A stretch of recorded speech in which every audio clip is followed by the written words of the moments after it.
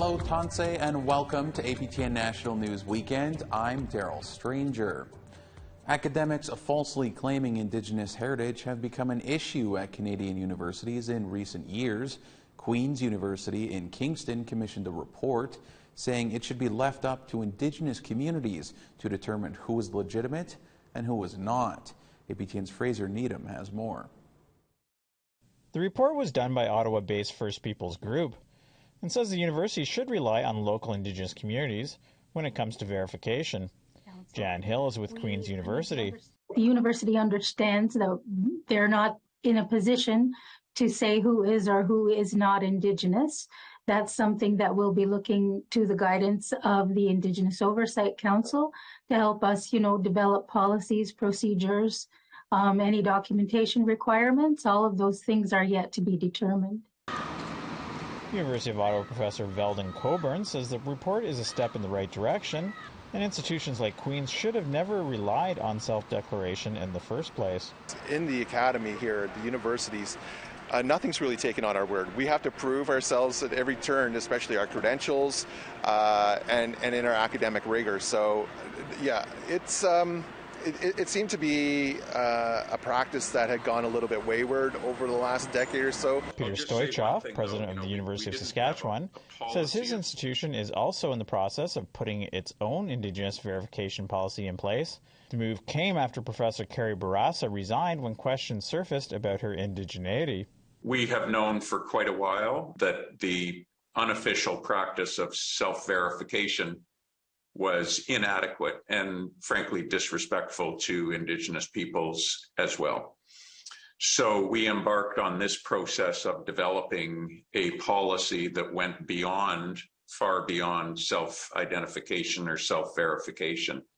Coburn is Algonquin himself and says it will take time for universities like Queen's to rebuild trust with Indigenous academics. I mean, there's a little bit of broken trust there. Not a great deal of confidence moving forward. It's something that we're going to have to see action on rather than just words in a report. Hill agrees there is work to be done. Well, we've been talking with our elders here on campus, and I think it's not only the academics, but I think there's been a lot of hurt in the whole Indigenous community within not only the university, but even the surrounding area. So we have discussed the need for healing work to take place. Both institutions were silent on how a new verification process will affect existing academics. Fraser Needham, APTN National News, Ottawa. To Saskatoon, where the father of Megan Gallagher thanked those he called heroes for stepping up. Brian Gallagher says it was thanks to some people who came forward, making possible the arrest of a fourth suspect in his daughter's death. APTN's Leanne Sanders has more. The next step is, we hope, to find some way to bring Megan home. Brian Gallagher says the accused in the homicide in their daughter's death need to do the right thing. RCMP arrested 44-year-old John Wayne Sanderson Wednesday on James Smith Cree Nation in northeast Saskatchewan after an apparent tip from the public. He made his first court appearance by video Thursday morning. Sanderson is one of 4 people now charged with offering an indignity to human remains. Speaking outside Saskatoon Provincial Court, where another of the accused was making an appearance, Brian Gallagher said there was a brief sense of relief at Sanderson's arrest. Thank you for breaking the silence, and I've talked about the silence forever and ever as long as this has been going on, and it is the big thing that is really doing the most damage to us and to a number of other families. It literally is killing us. Megan Gallagher went missing in the fall of 2020 in Saskatoon, and in January 2021, police declared the case was now a homicide investigation. Brian says, in spite of the latest arrest, there will never be resolution for them. As a homicide investigation, we believe that Megan is with the grandparents. And they're supporting each other. Family and advocates for the missing and murdered consistently supported the Gallaghers at the court appearances of 44-year-old Roderick William Sutherland, 42-year-old Jessica Sutherland, and 41-year-old Ernest Whitehead. Federation of Sovereign Indigenous Nations Vice Chief Heather Bear made a plea to anyone who knows anything. Give back Megan's dignity. Bring her home. You can give something back here. Give her back and you'll give back some dignity.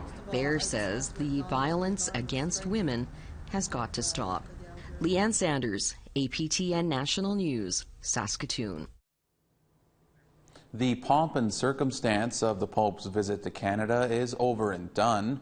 During the papal mass in Quebec, Chouchard Bécran met with 3 Innu men from Manioutinam who told their stories for the first time. Lindsay Richardson brings us this translated version of the story, and a warning, this story has distressing details.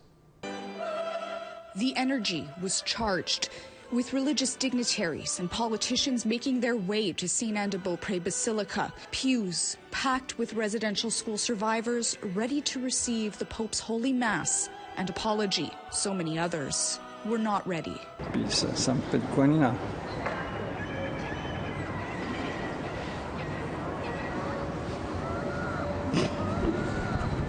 Louis-Georges Fontaine is a survivor of the Manioutinam residential school. And to this day, he struggles to discuss his experience at the Catholic-run institution.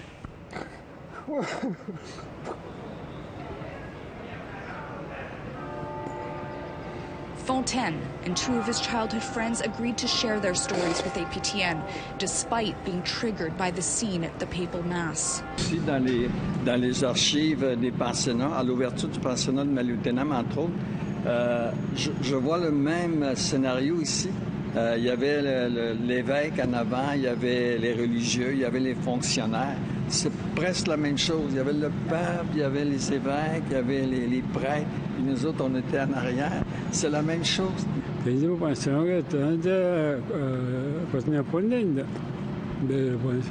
Willie Régis, Innu from Manioutinam, watched the proceedings from inside.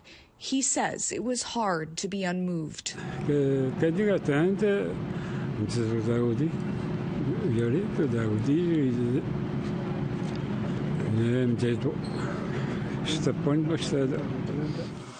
Manioutinam is one of 64 communities across Canada who've received federal funding to assist in ground searches and commemoration of former residential school sites. In Régis' home community, this could take up to 2 years. But the impacts of residential schooling have resonated much longer.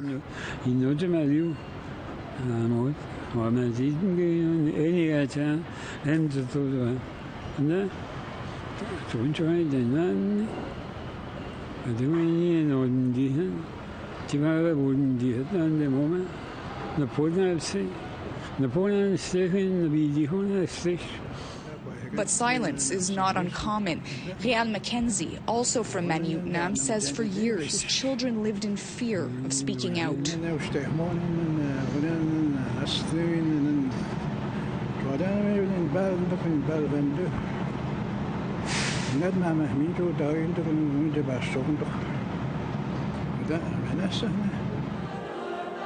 Holy Mass eventually ended.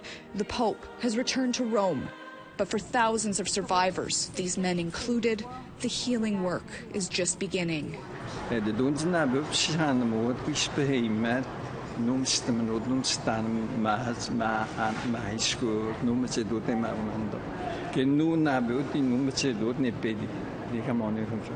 On a fait des études,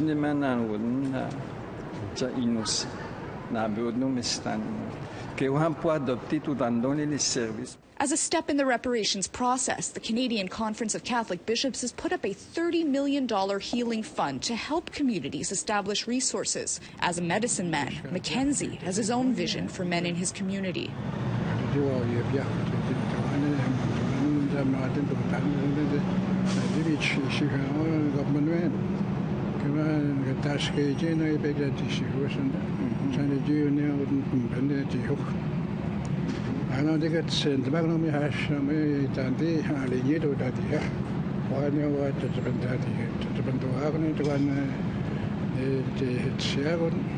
I renew my request for forgiveness for the wrong done by so many Christians to the Indigenous peoples. After the Pope's repeated apologies for the past, the focus for many is on the future, though much is uncertain for these three. Their experience bonds them as brothers. A story by Shashan Bacon and Lindsay Richardson, APTN National News, Saint-Anne-de-Beaupré, Quebec. The National Indian Residential School Crisis Line is available for survivors and others who might need support. That number is 1-866-925-4419. All right, we have to step aside for a short break. Still ahead, a proposed mining project in southeast Yukon is not sitting well with the Casca Nation.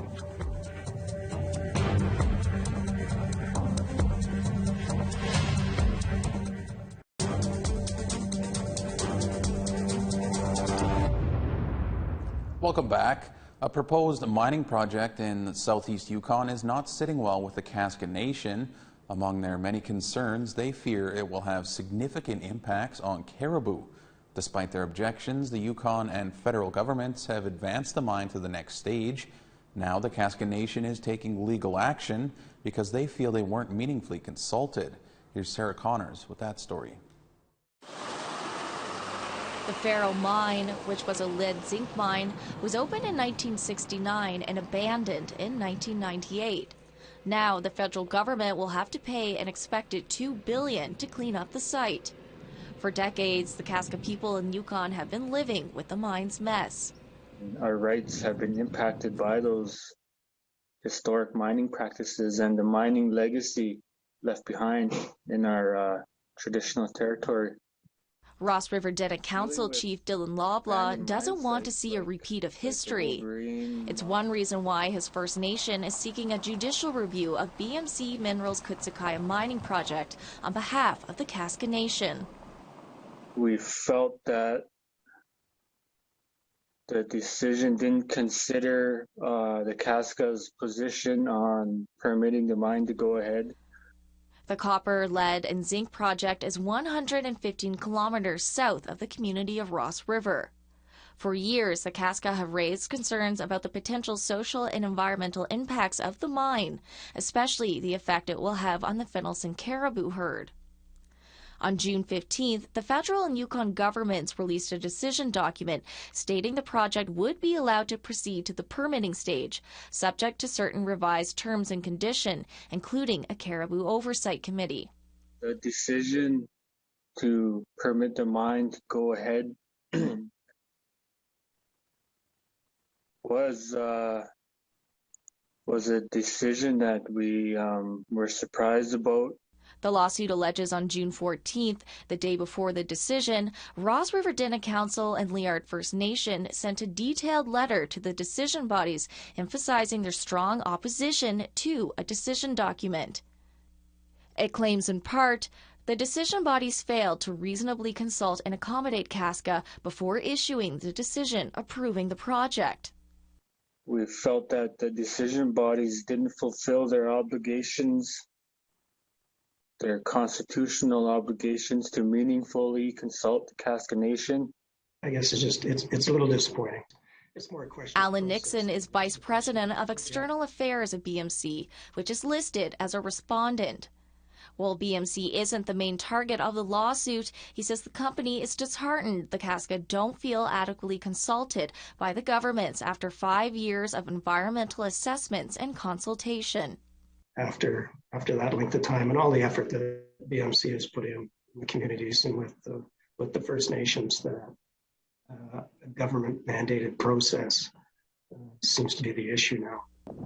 Yukon government declined to comment as the matter is before the courts. Loblaw says the Casca want to see the mine go through the assessment process again so they can have full say. That's exactly what we're hoping to see. Maybe some better protection, some better and a more First Nation-led process to set out and guide a project of this type.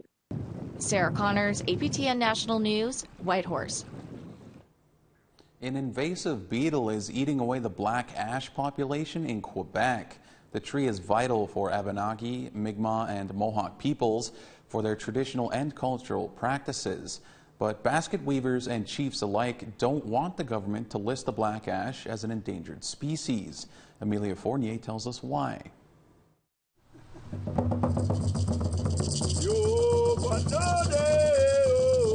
Here in Odanak, Abenaki have been pounding black ash to make baskets for generations. Black ash has a unique growth pattern, which makes it perfect for cutting into strips for baskets, explains ash pounder Luc Gauthier-Nolette. C'est un travail que j'ai appris avec quelques aînés de la communauté, du temps qui est encore en vie. Il y en a quelques-uns qui sont décédés. Puis des plus jeunes qui ont été formés plus tard, mais les autres, moi, je n'étais pas dans le décor à ce moment-là. Je suis arrivé plus tard, puis j'ai décidé de prendre la relève. The Committee on the Status of Endangered Wildlife in Canada recommended black ash be listed as an endangered species in 2018. But that would mean basket weavers and ash pounders would be fined for making and selling black ash products. They're not right to do this because this is something that it's been going on for years and years. You know, my great-grandparents did that. Baskets are used to transport game, are given at weddings, and provide revenue to small artisans, like Annette. It's so important for my work because if you don't have that, that's the only kind of material that we could do the basket with, and the sweetgrass. That's the only. So it's very, very important to me. I don't want it to stop, even I'm old. Consultations with First Nations have been underway since 2020, and Abenaki, Mi'kmaq, and Mohawk chiefs sent a letter to Crown Indigenous Relations Minister Mark Miller and Environment Minister Stephen Guilbeault 2 weeks ago, opposing black ash being listed as an endangered species. The Grand Council of the Abenaki Nation submitted a report to the government back in June outlining their research and concerns, and they're still waiting for a response. We have made it very, very clear to the government that regardless of what happens, regardless whether or not they decide to pass this without making an agreement with us or without allowing us to continue our traditions and our way of life, we will continue no matter what. Cole DeLille, a Ganawage Environmental Protection Officer, explains that the emerald ash borer beetle not harvesting is causing declining tree numbers. So the emerald ash borer, when it finds a tree, the mature beetle will actually lay its eggs in the tree, and so those will hatch, and it's the larvae that cause all the damage. But conservation efforts are underway, like collecting ash seeds and treating larger trees. Sure, we selected trees that have like a straight trunk and were over a certain size. So if one day we needed to make baskets, we could harvest from these trees. Ultimately, Abenaki won't let the government get in the way of their practices, says Chief Obamsawin. So the ash tree is very important to us. It's our family, it's our blood, it's our way of life. We will not give that up for anyone. Neither Minister Miller nor Minister Guilbeault responded by deadline. Amelia Fournier, APTN National News, Odanak, Quebec.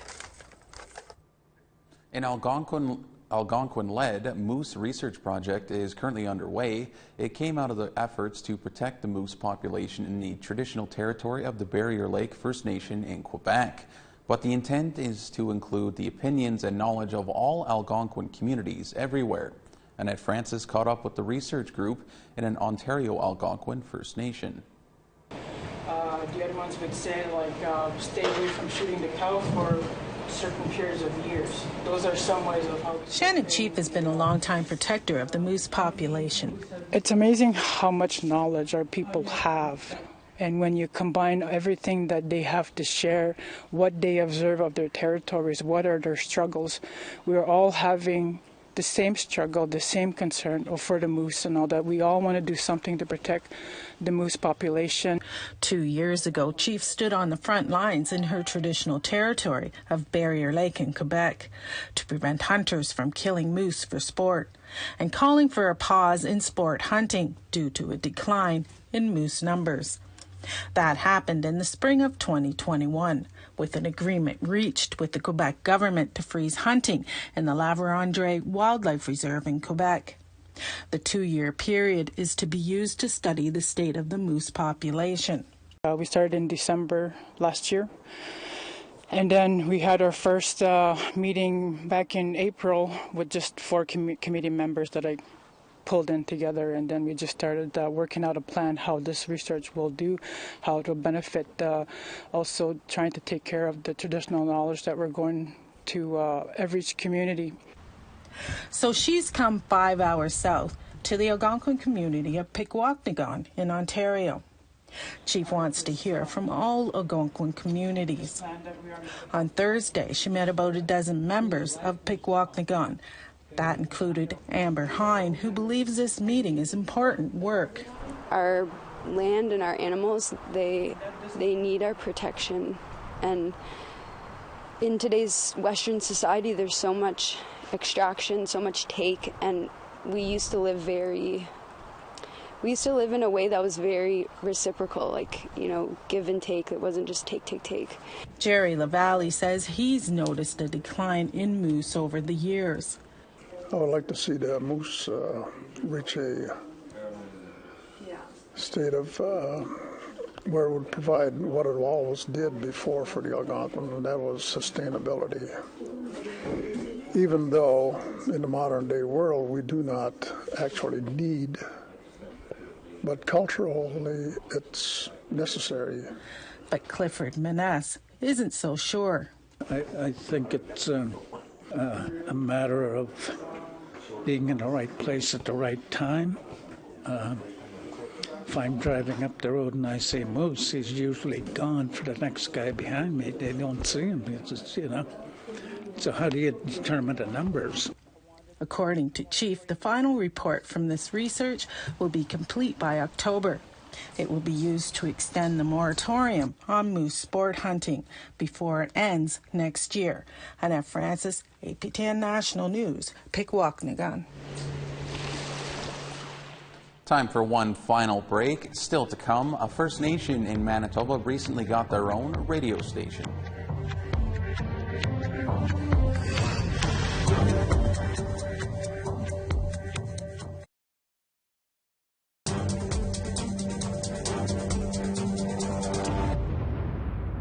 Welcome back. The Broken Head Ojibwe Nation in Manitoba now has a radio station. Here's Chief Gordon Blue Sky taking a turn behind the mic to talk about Treaty Days and powwow celebrations which are currently underway. Campers are already setting up. We're starting to put some amenities in place, some water, some washrooms. So, that's how serious people are when it comes to powwow. They want to get in place, they want to get their spots, and then we get front row and center. So again, come on down. We'll have a lot of food, feasting both days, Saturday and Sunday. So come on down and join us, Treaty 150 in the Broken Head Ojibwe Nation. Listeners can tune into 90.9 BON FM to take in community news and music, or they can watch on Facebook Live. All right, that's all we have for you. For more Indigenous news, you can visit our website at aptnnews.ca. I'm Daryl Stranger. Thank you for joining us, Miigwech, and have a great night and great rest of your weekend.